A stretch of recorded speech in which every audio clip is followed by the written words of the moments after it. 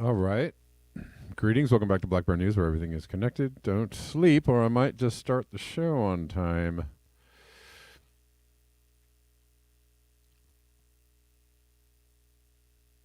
It's always a surprise here, right? when will I start the show? Nobody knows. How you doing? Good to see you. Welcome, everyone. Just people in the chats already on YouTube. We're live on YouTube. People in the chats already on Rockfin. What's up, Rockfinners? How you doing? Love to see you. Call-in just started. Waiting for people to come in on call-in. But we are live. And let's see. Let's start at the beginning. We need to ban people from national parks. I agree with that, Grateful Dan. I actually agree with that. What do you mean?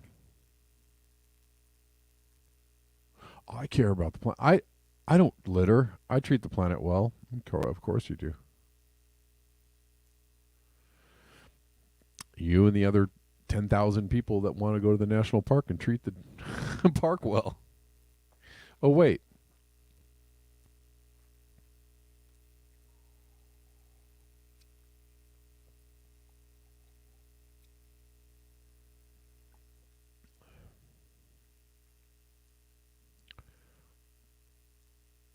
Anyways, it's unfortunate because that's funny. A Yellowstone tourist was caught with a baby elk in their car. It's unfortunate that the dummies ruin it for, the people that, I guess, whatever. The people that care, the people that aren't going to do something stupid.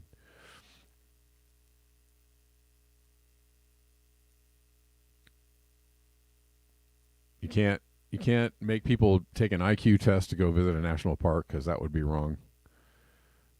So, if you have the national park open to all the good people, quote unquote good people, whatever that means. I'm being funny, by the way. The people that care. People that care about the nature and the parks and treat it with respect and all that kind of good stuff. If you open it to those people, then you got to open it up to the dummies too. And the dummies are going to come in and ruin it for the people that care about the park. Right? Right. Sorry to say, but it's kind of got to be everyone or no one. It's just kind of how it works. Unless you want to, make people pass rigorous tests to go visit the national park, which actually I'm not against. Well, you have to do a special, 2-week nature training course in order to get entrance to the park. How many people would do that? How few people would do that? Right? That would weed out a lot of people, right? Oh, I want to go to this park, but I got to do this 2-week. Screw that. I don't want to do that.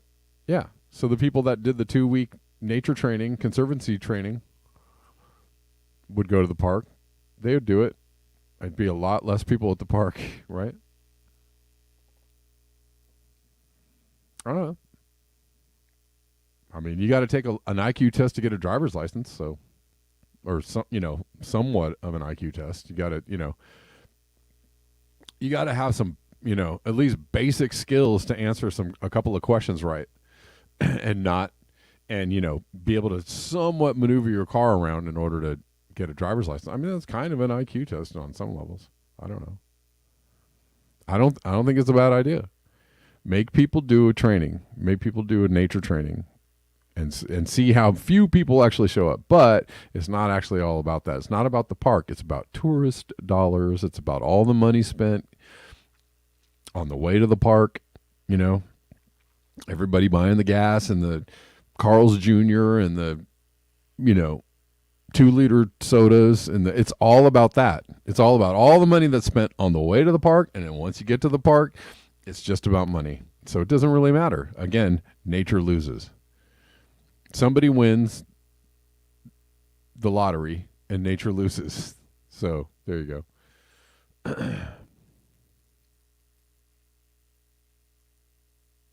Nice. Judy Truitt, a woman in our neighborhood has an organic garden and serves meals on the weekend. I'm eating. Nice, nice, nice. That sounds great. Okay. Well, there are limits, aren't there, to things. Let's start with this from Poppy. Arizona sets limits on construction around Phoenix as groundwater dwindles. Whoa. Guys are making it up. Guys are making it up. They're making up the climate change. Oh, wait a minute. They're not building houses because there's a lack of groundwater. Somebody's responding to a real life situation. I mean, if everything is about money, don't you think they'd be like, come on in and build some more homes? No, actually, don't do that because we're running out of groundwater and we don't have enough water for people. Maybe don't come in and build homes. That sounds like a degrowth agenda to me. That sounds anti-human. Oh, anyways, I'm gonna stop going off.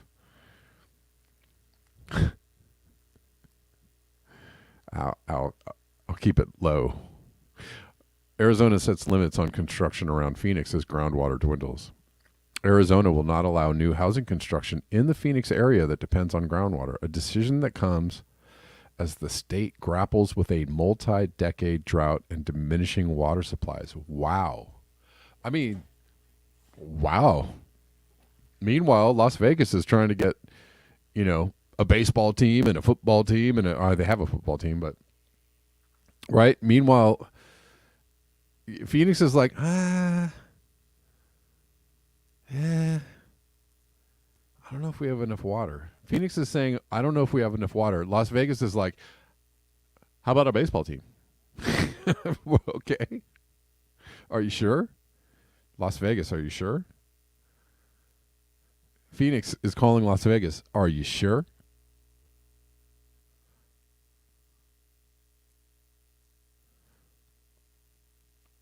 The decision by the Arizona Department of Water Resources applies only to the groundwater supplies and would not affect current homeowners who have already an assured water source.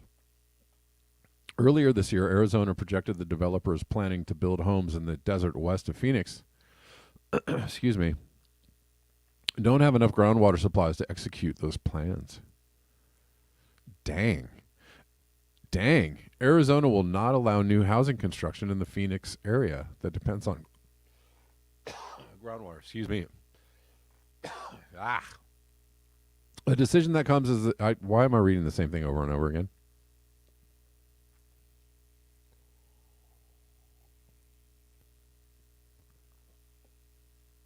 Pardon me. Arizona Governor Katie Hobbs, during a news briefing Thursday, announced the restrictions that could impact the quickly expanding suburbs around Phoenix. The decision by the Arizona Department of Water Resources applies only to the groundwater supplies and would not affect current homeowners who already have an assured water source. A mega drought has generated the driest 2 decades in the West in at least 1,200 years, and human-caused climate change has helped to fuel the conditions. It's just true, people. I'm sorry. Water sources are declining. Sorry for the bad news. Water sources are declining across the U.S. West, and restrictions on the Colorado River are impacting all sectors of the economy, including construction and insurance pretty soon, too, right? Everywhere, not just in California. Earlier this year, Arizona projected that developers planning to build homes in the desert west of Phoenix don't have enough groundwater. So why do they say the same thing like 3 times in the beginning? I don't need to read the same thing 3 times. Anyways, a more recent analysis found that roughly 4% of the area's demand for groundwater, nearly 4.9 million acre feet, would not be met over the next 100 years. Well, I got it. I got news for you. 100 years is way too long of a timeline. An acre foot of water is about what 2 average households consume per year. The decision would allow developers to continue to build in the affected areas, but would require them to find alternatives to groundwater supplies. During a nationwide housing shortage, developers are hoping to build homes in growing metropolitan regions such as Phoenix, despite water shortages. Well, let's see how that works out. What are the alternative sources? Are you going to truck in water? Are you going to build a pipeline? Are you going to give people dune suits? What are you going to do? So people can recycle their sweat. Isn't that a lovely thought, isn't it?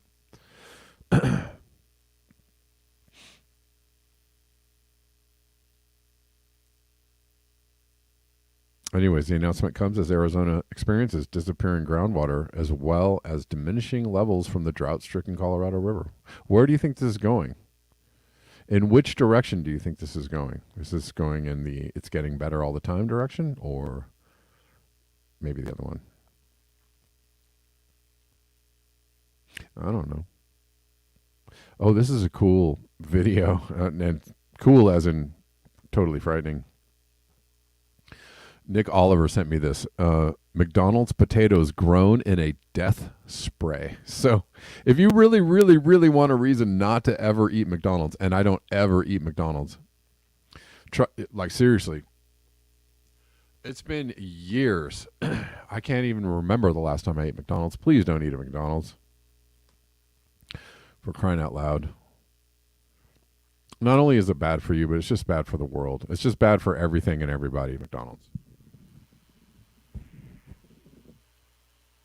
Fast food companies and other food processors drive down the cost of food relentlessly and force economies of scale and efficiencies, or what are called efficiencies, on farming. And I'll just give you one example. If you go to McDonald's, anywhere in the world, you will find French fries, or chips, as you call them, and you will find that they're always made from the same potato, the Russet Burbank potato. This is a potato from America that's unusually long and difficult to grow, but that's what they want, because when you're McDonald's, you like those red boxes with a little bouquet of very long chips. It looks really good, and so they insist that all their potatoes be Russet Burbanks, and they further insist that they have no blemishes at all. There's a very common defect of Russet Burbank potatoes called net necrosis, and you've seen potatoes with a little brown line sometimes, or spots that comes through it. Well, McDonald's won't buy them if your potatoes have that, and the only way to eliminate that is to eliminate an aphid, and the only way to do that is with a pesticide called Monitor. That is so toxic that the farmers who grow these potatoes in Idaho won't venture outside into their fields for 5 days after they spray. And then when they harvest their potatoes, they have to put them in these atmosphere-controlled sheds the size of a football stadium because they're not edible for 6 weeks. They have to off-gas all the chemicals in them. So you see, the desire for a certain kind of chip leads to a certain kind of agriculture. But the other thing on the health side, when I started learning about nutrition, about which, by the way, much less is known than you might think, that the scientific understanding of nutrition is still very primitive.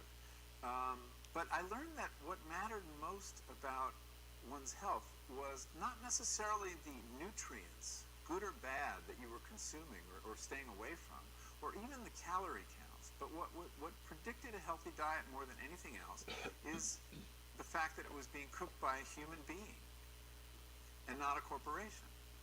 Corporations cook very differently than people do. They use vast amounts of salt, fat, and sugar, much more than you would ever use in your own cooking. And the reason they do that is those are 3 incredibly attractive and incredibly cheap ingredients. And when they're layered properly, as in a chip or various pastries and forms of junk food, they're incredibly addictive. And in fact, people in the industry, they don't talk about addiction in the food industry, even though they traffic in addiction, they talk about craveability. It's the same thing. And snackability is another term they use. It's a lovely word. Anyway, so I came to see that cooking has a huge bearing on our health. And in fact, there's been a lot of research in America that shows that even poor women who cook have healthier diets than wealthy women who don't. So you see, the usual class bias in the quality of diet is overtaken by this fact, this key fact. Who's cooking your food? Oh man, there was a lot of good information in that short little clip. But I really love the last point that he made. Right, I do not eat. I really, very rarely eat fast food. I rarely eat out. I cook all of my own food. And to hear him say that about how cooking your own food leads to better health just reinforces my choices around that. I mean, it doesn't really, it could be, I don't think he's, whether you're a woman or a man, I think it's a good, it's a good idea to try and cook your own food. And it really isn't that hard. And it's funny when you think about the time, like the time spent cooking food is really not that big of a deal. It really isn't, even if it's something simple. And that's the thing. Even the simplest food that you can cook for yourself is going to be healthier for you than going to a place and grabbing a burger or grabbing a whatever it might be. And again, there's different levels of bad for you. But seriously, like the time spent, you could drive 10 minutes to your local spot, wait the 5 minutes for them to make your food or 10 minutes to make your food, then drive back home. That's 30 minutes. You could have just drove your butt home and just spent 20 minutes making the food. It's right. It's not a savings. It's not a time savings. It might be an energy savings because it's easier for you to just sit in your car and drive to the place and go, I'll have a number 5. It's easier for you to do that than to go home and just put your stuff together in your kitchen. But seriously, it's just so much better for you. So much better for you to do it on your own, to cook your own food. Anyways, that was a great clip. Hey, Fantomas, you want to try this again? I have to warn you that I did not. There are 2 chords involved in my call taking. And one of the chords I replaced, and the other chord I need to go to the Guitar Center. I just haven't had the time. So let's try this, Fantomas, and see if it works. Hello.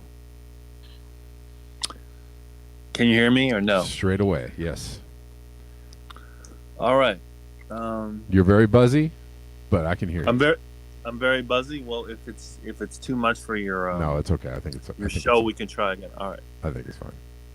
Well, I think the real problem with, especially with buying food, is we have such an oversaturation of so much food, and we have such a low distribution of giving it to the people that are in need. I'll give you a perfect example.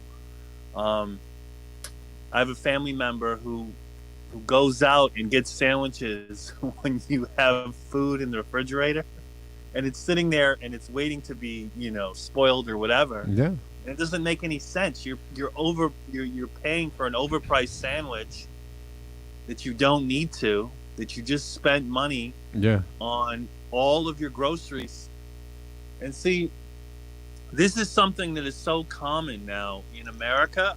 I don't think it's ever been this bad. It is really bad. And on top of all of that, add some more factors to that. All the things you buy are going to come wrapped in some craziness. That's right. You might get lucky and get a place that wraps your burger or your fries in paper and puts it in a paper sack, but generally it'll come in some kind of plastic.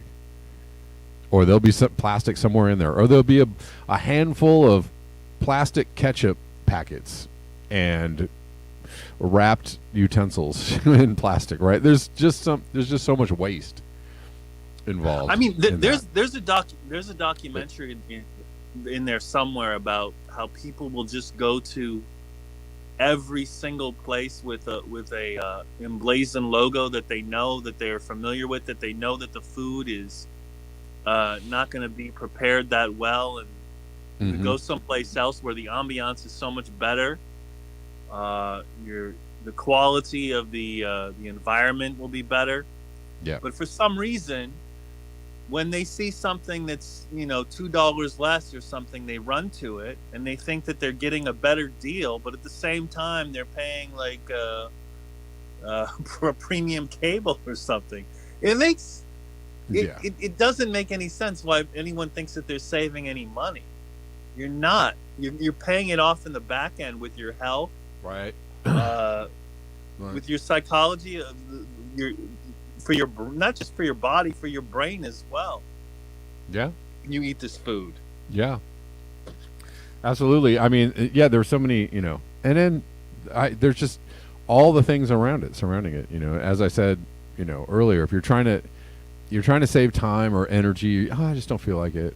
It's like, well, you're burning gas on the way over there. You're probably spending way more money than you were spending if you made your stuff at home. It's just, it's like I eat out very rarely, but I'll do it if I'm, on a date or, right, go out with my girlfriend or whatever, or, occasionally go do like a restaurant somewhere, but like I just won't do it. I won't do it. I'll just go home and because there's food at home. I think that, I mean, the chemicals also that they put on it to make it look shiny and polished. It's another reason why you don't want to go to these places. Well, and you have to be careful when you go to the store and buy your food that you're going to take home and cook, right? Because yes, I mean, when I was listening to that and he described the potato process, I was like, well, are those the potatoes that we're buying at the store too? Are those a different batch made for McDonald's, or does everybody get those potatoes? Like, I had that question, like, okay, is this what's on my potatoes that I'm buying from the store? I need to know that.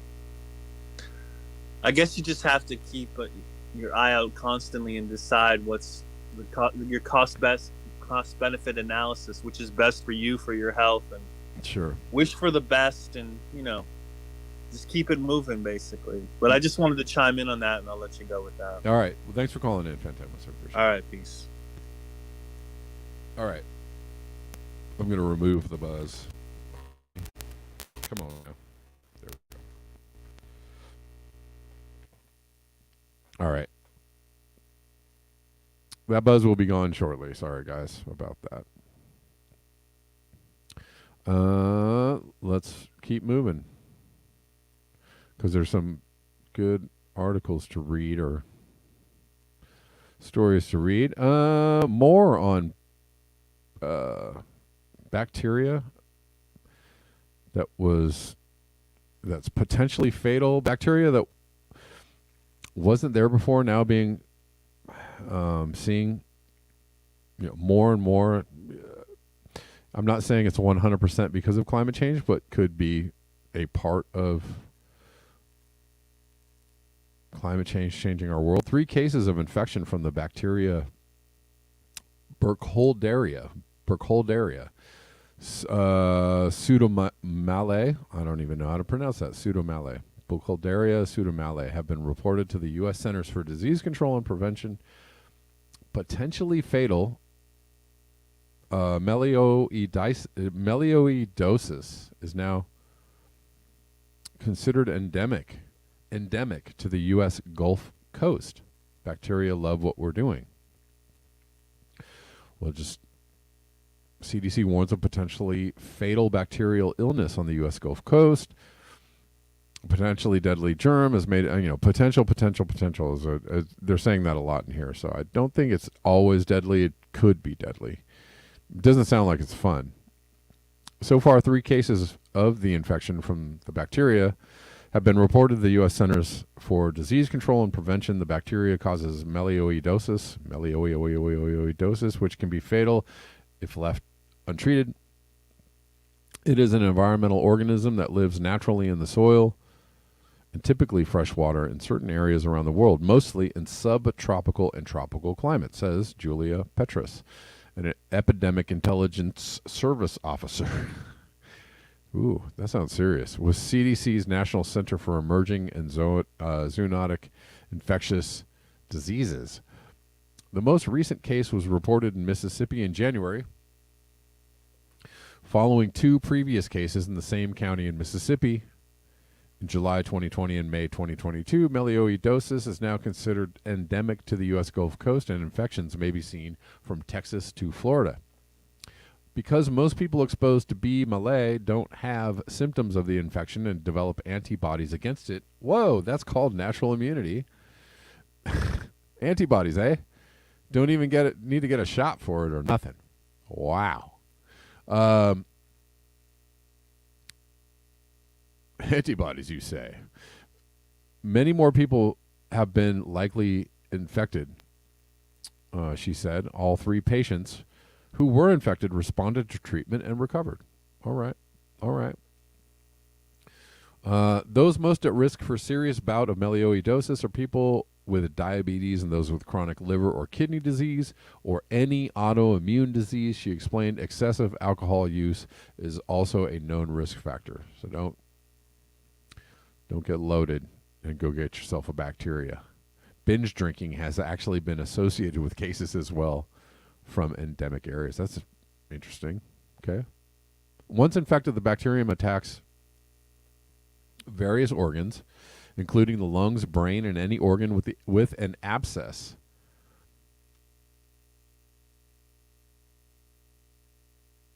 A lot of patients will have pneumonia with sepsis, which is associated with higher mortality and worse outcomes.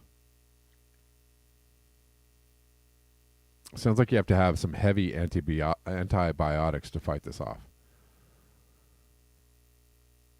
It is not clear how or when B. malay got to the Gulf Coast, but it's likely climate change played a role.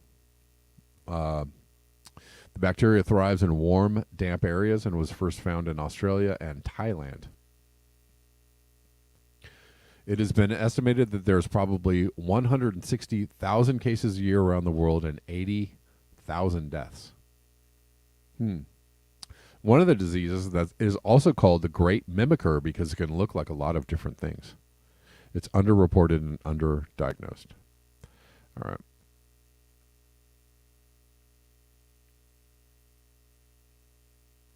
Well, that does not sound like fun. Saw this on Just Collapse. Yeah. James Hansen, the godfather, one of the godfathers of climate change, climate science, and communicating the dangers of climate change. He is saying plus 10°C warming reconfirmed. Dang it. That is a lot of warming. 10°C is just kind of, it's hard to think about 10°C. I mean, just thinking about 2 or 3 or 4°C sounds like something that will induce sweating and nervousness and rapid eye movements. But 10°C is just off the charts. Climate scientist James Hansen and colleagues dropped a bombshell with a new piece of research. There is a plus 10°C of warming already in the pipeline based on existing atmospheric greenhouse gases. What is he saying? We have not caught up to the amount of CO2 and other gases in the atmosphere already. Which is what, if you understand the science of climate change and what is going on, you know this, you understand this. Where's the climate change at? They keep telling us the climate. Right? We have already pushed enough stuff into the atmosphere to already push ourselves to, we're pretty much at 1.5 now. Like that's just going to become common knowledge. Oh yeah, we're at 1.5. We missed that guardrail. Oopsie. So understanding that there's way more CO2 in the air compared to how warm it is now, right? The temperatures have not caught up to how much CO2 we have pumped in the air. And they will catch up eventually. We don't know the timeline of that, but, sooner than later.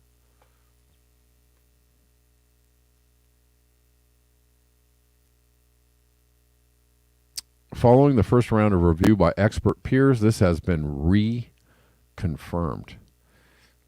Ooh, ouch. The updated paper is available here. Proposed solutions all rely on maintaining business as usual, but this is the very thing that is collapsing us. Collapse is inevitable. Act now for a just collapse. Well, thank you, Just Collapse, for saying, logical, common sense type things.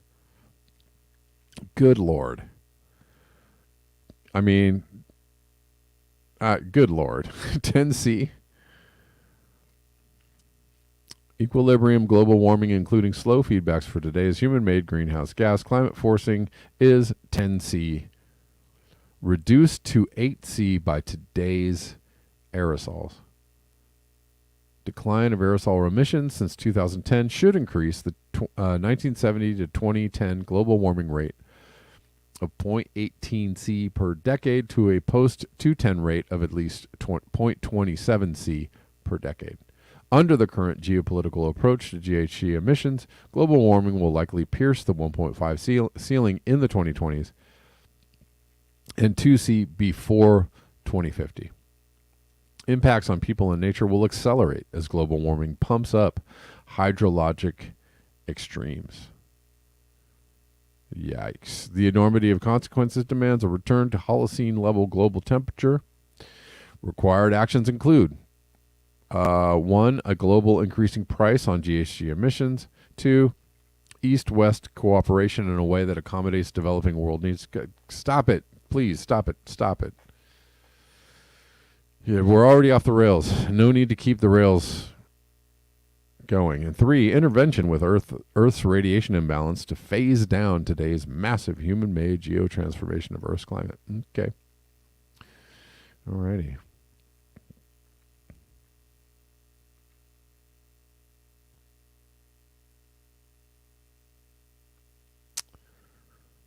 Yeah. Well, that's fun. Or it's been fun. Here's another fun story from Danny Halpin from The Independent. Current climate path will lead to collapse of life on Earth. Oh boy.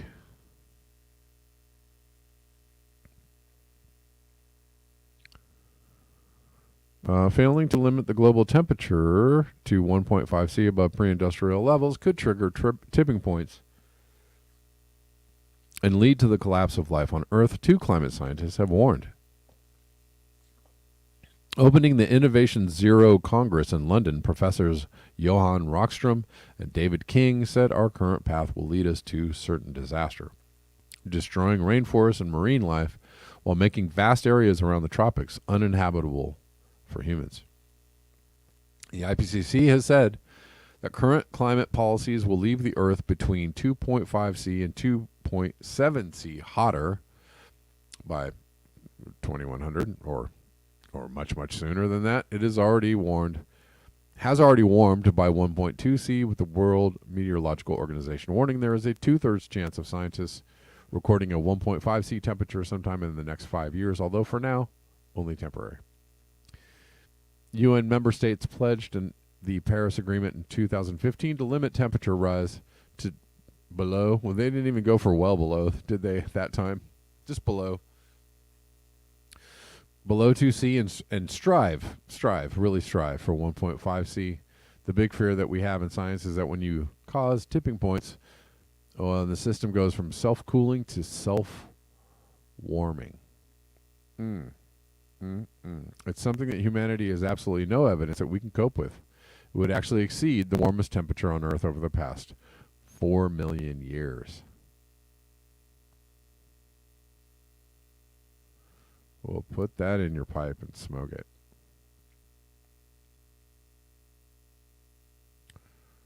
Oh, or someone we all know says, smoke 'em if you got 'em. Or something, something, something.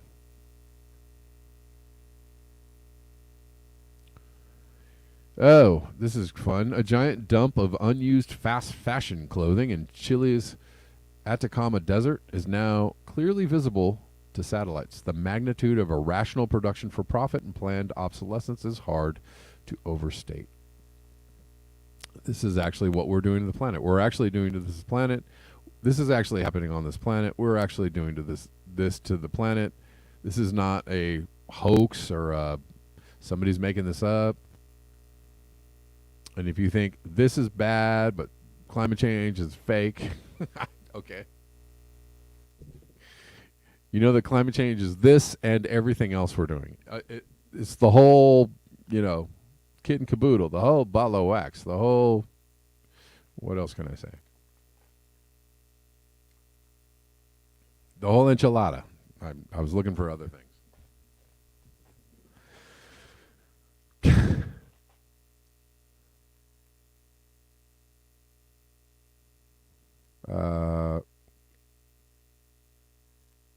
This is wild. A gigantic heap of unused clothes in Chile is so big that a satellite can easily spot it.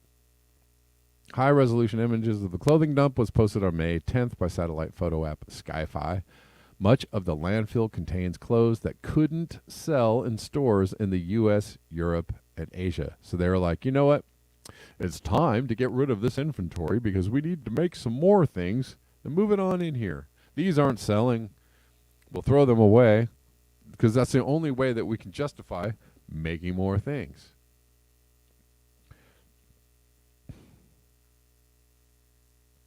A giant dump of unused fast fashion clothing in Chile's Atacama Desert. And I don't want to read the same thing 3 times. Jesus, come on now. A still growing mountain of discarded or unworn clothes manufactured in Bangladesh or China and sent to retail stores in the U.S., Europe, and Asia are brought to Chile when they aren't sold, according to Agence France Presse. At least 39,000 tons of those clothes accumulate in landfills in the Atacama Desert, the outlet found in 2021. And, other landfills all over the planet, right? This isn't the only landfill, I'm sure, filled with unused or unsold clothes. On May 10th, a high-resolution satellite photo of the discarded clothes was posted in a blog by Skyfi. I guess that's it.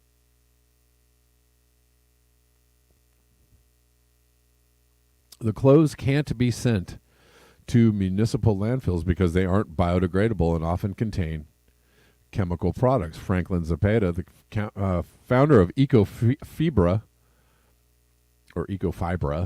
a company that tries to reuse the textiles by making insulation panels, told the AFP. So the unused garments sit next to Chile's Iquique port, about a mile from some of the city's poorer neighborhoods. Of course. This wouldn't be next to the rich neighborhoods. Of course it's going to be next to the poor people because they'll be like, they can't do anything about it. They're just going to be like, what? Where are you taking all those over there to the landfill next to my house? Oh, geez. Well, maybe you should just move.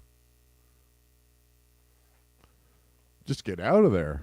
The fast fashion industry aims to give consumers affordable access to fashion trends, but contributes between 2 to 8% of the world's carbon emissions.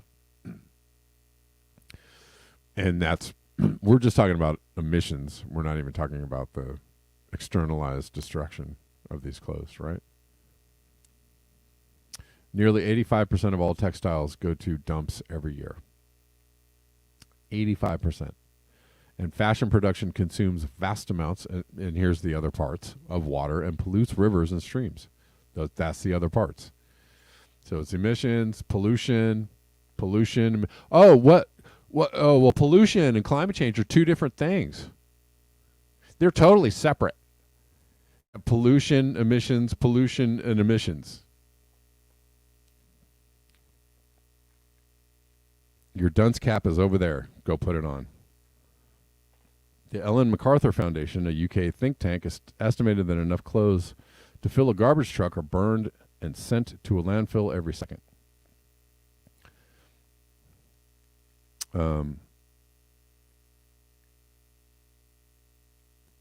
Okay.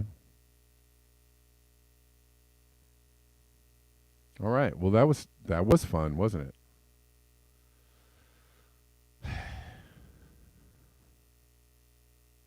All right, quickly, real quick, taking a little break here. The best ways to support this show. PayPal. Right here is the address, paypal.me/Kevin Sandbloom. Venmo @Kevin Sandbloom. Cash App, Red Llama Music. Buymeacoffee.com @Black Bear News. Or, those are the most direct and super direct, great ways to support the show. You can also super chat me or super ray me on Rockfin, do ray me on Rockfin. What's up, Rockfinners? How you doing? Oh, somebody did do ray me on Rockfin. Kevin Shanholzer, thanks for the tip, man. He says, isn't it amazing that all animals instinctively know what to eat, but humans have a primitive understanding of nutrition? I suspect industrial humans eating insect is damaged by addiction to processed food chemicals, including spices. Huh. Maybe so.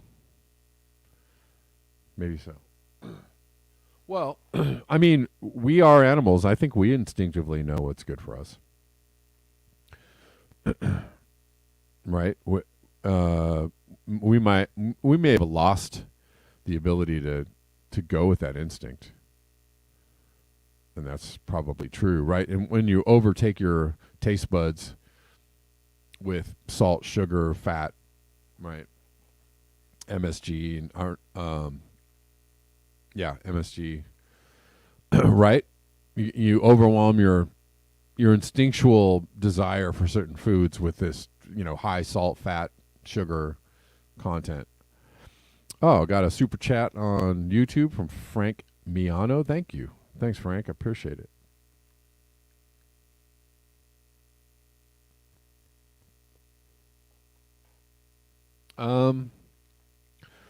Let's see. Where else are we going?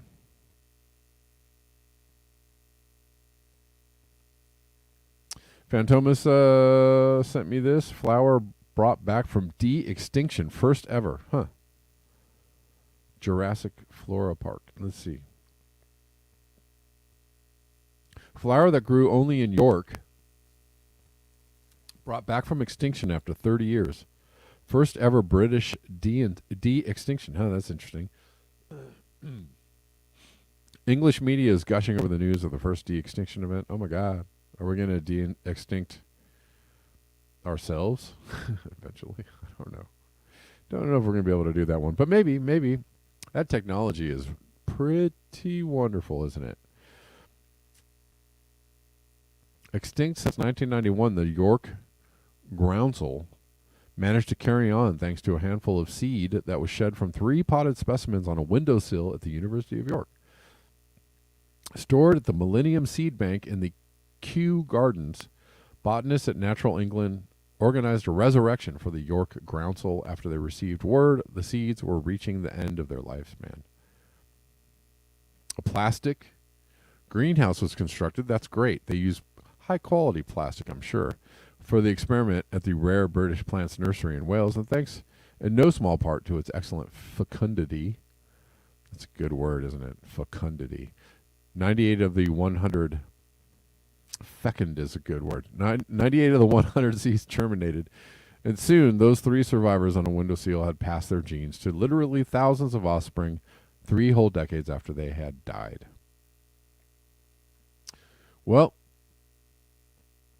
that's a wonderful story. And nobody was harmed in this resurrection experiment, except for, I think they really just used the most biodegradable high-end plastic that they possibly could, and it was all good. Oh, sorry. Let's see. Do I want to cover this story right now? Ooh, don't know. Let's see. I'm thinking I might wrap it up just a little early, guys, today.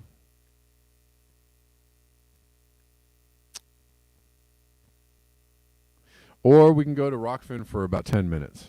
Y'all want to go to Rockfin for 10 minutes? Because I got some other things to talk about, but they aren't YouTube friendly. So yeah, we'll do that. We'll go to Rockfin for a couple of 5 minutes, maybe 10. YouTubers, thank you for hanging out with me today. I will see you all tomorrow at the regular time of 12 p.m. Pacific Daylight Time. And until next time, peace. All right.